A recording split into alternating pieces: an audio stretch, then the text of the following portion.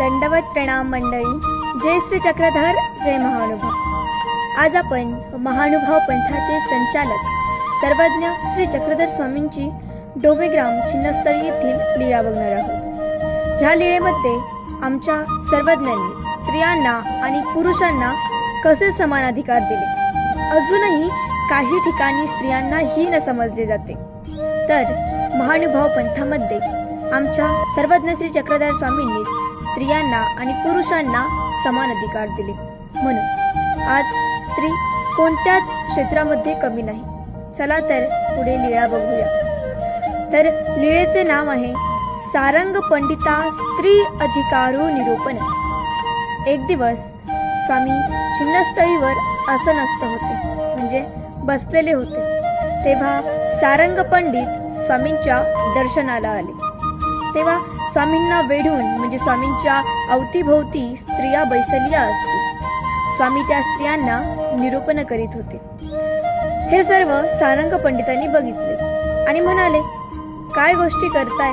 स्वामींना एवढं वेढून बैसल्या असतील. सर्व स्त्रियांना नेऊन घालावे म्हणे तेलंग देशी.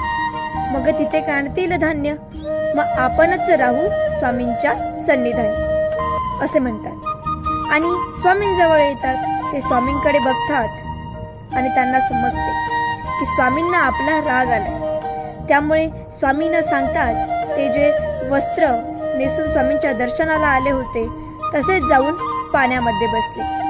खूप वेळ झाला.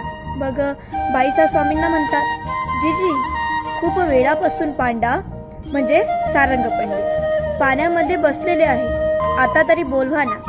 स्वामी म्हणतात, ते त्यांना माहिती आहे की ते काय बोलले, म्हणून मग ते या दंडाचे मान झाले, म्हणजे ते पाण्यातून बाहेर आले. मग ते आमच्या गोसाव्यापाशी आले, दंडवत केले, श्री चरणा लागले, स्वामींजवळ बैसले. मग स्वामी सारंग पंडितांना म्हणतात, हंगा तुम्ही ऐसे म्हणा, केसिया गुलुगुलू या सातासिया परवडी वेढुनी बैसलिया असती, अवघिया नेऊनी घालवी देती तेलंग देसी, मग कांडवी देती कोदे, मग आपण राहू स्वामींजवळ. स्वामी म्हणतात, धर्माच्या गप्पा आमच्या जवळ बसून काही पुरुषांनीच कराव्या, स्त्रियांनी काही करू नये का? तुमचा जीव व यांचा काही जीव लिया.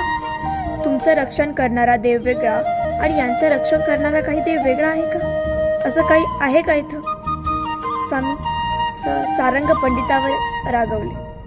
आता या लीळेवरून स्वामींनी आपल्याला सांगितले की स्त्री आणि पुरुष समान आहेत. स्त्रियांना सुद्धा धर्माला अधिकार आहे. स्त्रिया सुद्धा पुरुषार्थी आहेत. त्यामुळे कधीच स्त्रियांना हीन समजू नये. स्त्री पुरुष समान मानावे. लीळा कशी वाटली कमेंटमध्ये नक्की सांगा. जय श्री चक्रधर, जय महानुभाव. दंडवत प्रणाम.